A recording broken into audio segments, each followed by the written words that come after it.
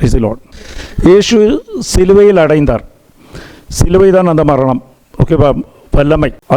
அந்த மரணம் எல்லாம் வல்லமைக்கு பயணம் செய்கிற வழிதான் அந்த சிலுவை. பலிபீடம் தான் சிலுவை. Praise the Lord. அப்போது இயேசு கிறிஸ்து சிலுவையில் இருந்தபோது அவர் சிலுவையில் அடைய காரணமாக இருந்தது அதுக்கு நூத்துவ தலைவர். அது மட்டும் இல்லை, எல்லாத்தோட பெரிய அவமானம் என்னன்னா, அவர் சிலுவையில் அடையப்பட்டது இடதும் வலதும். அவர் அடையப்பட்டது பெரிய மனிதர் கூட அடையப்படவில்லை. 2 கள்ளன் கூடத்தான் அடையப்பட்டார், இடதும் வலதிலும். Praise the Lord.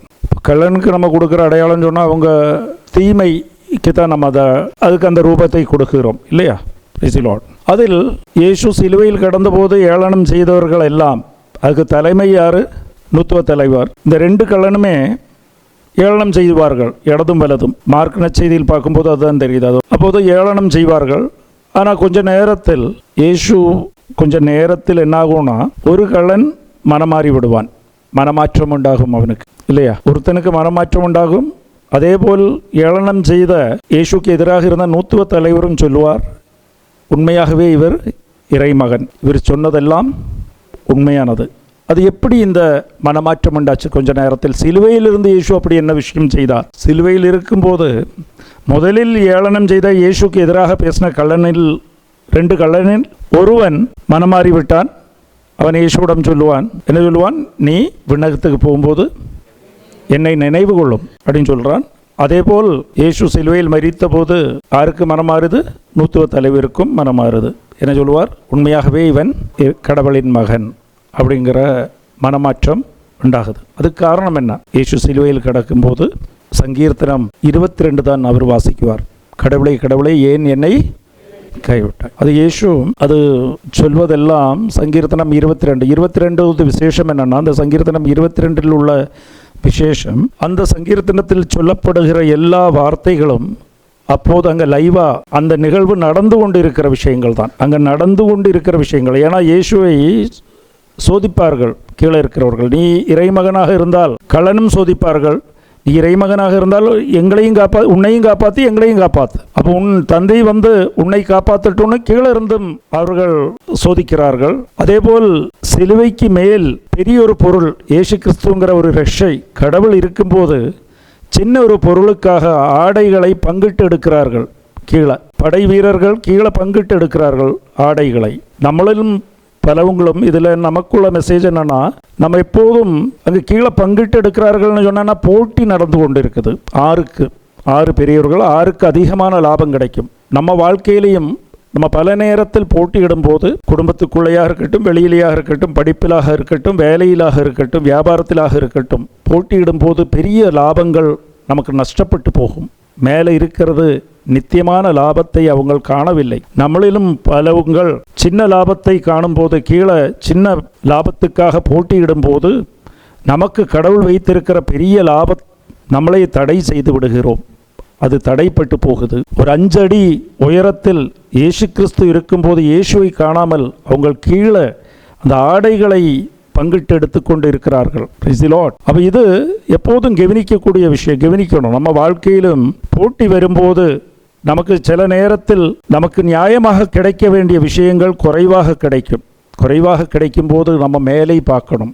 அதைவிட பெரிய லாபம் மேலே நமக்காக தொங்கிக் கொண்டிருக்கும். நம்ம அதை கவனிக்காம, ஐயோ நமக்கு இந்த குறைவு வந்து விட்டதே, இந்த குறைவான பொருள் கிடைத்ததேன்னு நம்ம சங்கடப்பட்டு சண்டை சச்சரவுக்கு போகும், வாக்குவாதத்துக்கு போகும்போது நம்ம இழந்து விடுவது பெரிய ஒரு பொருளை நம்ம இழந்து விடுவோம். கடவுள் நமக்காக வைத்திருக்கிற பெரிய விஷயத்தை நம்ம இழந்து விடுவோம். எப்போதும் கவனிக்கணும். உங்களுக்கு நியாயம் தடைப்பட போகும்போது, நியாயம் தடை செய்ய போகும்போது கடவுள் உங்களுக்காக பெரிய ஒரு பொருளை மேலே வைத்திருக்கிறார். அந்த படை வீரர்கள் அதை காணவில்லை. அப்போது இயேசு கிறிஸ்து தூண்டுதலுக்கு எப்போதும் சாத்தான் முதலில் அவரை தூண்டுதல் செய்தான். அப்போது அவர் இறைவார்த்தையால் தான் அந்த தூண்டுதலுக்கு பதில் கொடுத்தார். இதேபோல் இப்ப கிடைத்த தூண்டுதலுக்கும் அவர் இறைவார்த்தையால் தான் பதில் கொடுத்தார். சங்கீர்த்தனம் 22 சொல்லும் போது அதில் ஒரு கள்ளன் அதை கேட்கவில்லை, இன்னொரு கள்ளன் அதை கேட்டுக்கொண்டு இருக்கிறான். நிகழ்வு நடந்து கொண்டிருக்குது. ஆடைகள் அங்க பங்கிடப்படுகிறது. அவருக்கு தாகம் எடுக்குது.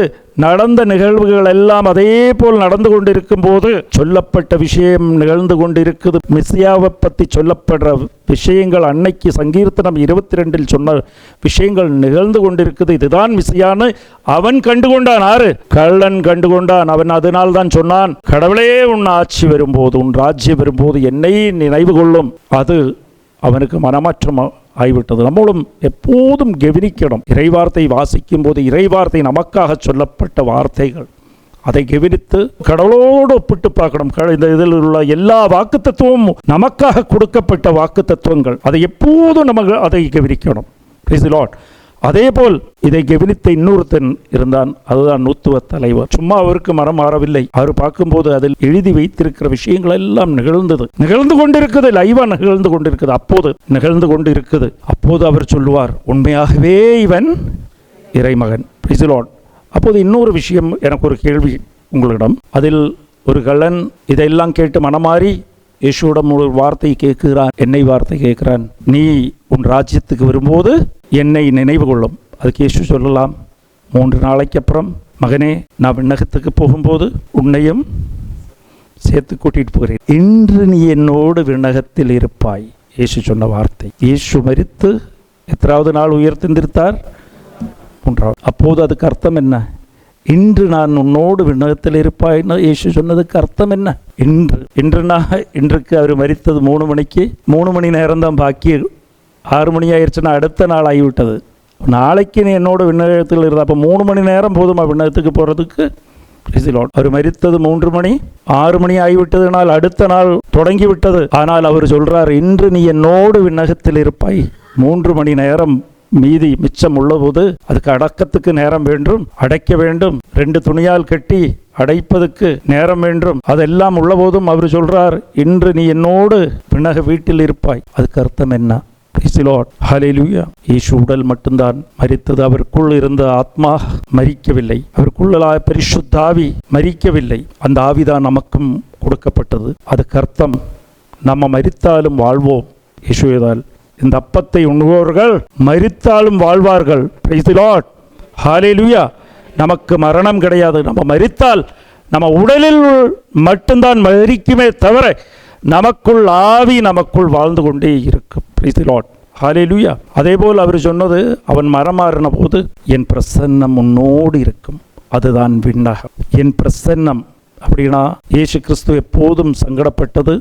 அந்த ஒரு மணி நேரத்தை என்னிலிருந்து மாற்றித்தாரும் பிதாவே என சொன்னார். அந்த ஒரு மணி என்ன? பிதாவிடம் இருந்து விலகி இருக்கக்கூடிய நேரம். அதுதான் நரகம். கடவுளின் பிரசன்னம் இல்லாத வாழ்க்கை எல்லாமே நரகம்தான். கடவுளின் பிரசன்னத்தில் வாழ்வதுதான் விண்ணக வாழ்வு. இன்னும் நீ என்னோடு இன்னைக்கு விண்ணக வீட்டில் இருப்பாய்னா இந்த நொடியில் இருந்து நீ சொர்க்கத்தில் இருப்பாய். ஏன்னா நீ மனம் மாறிவிட்டாய்.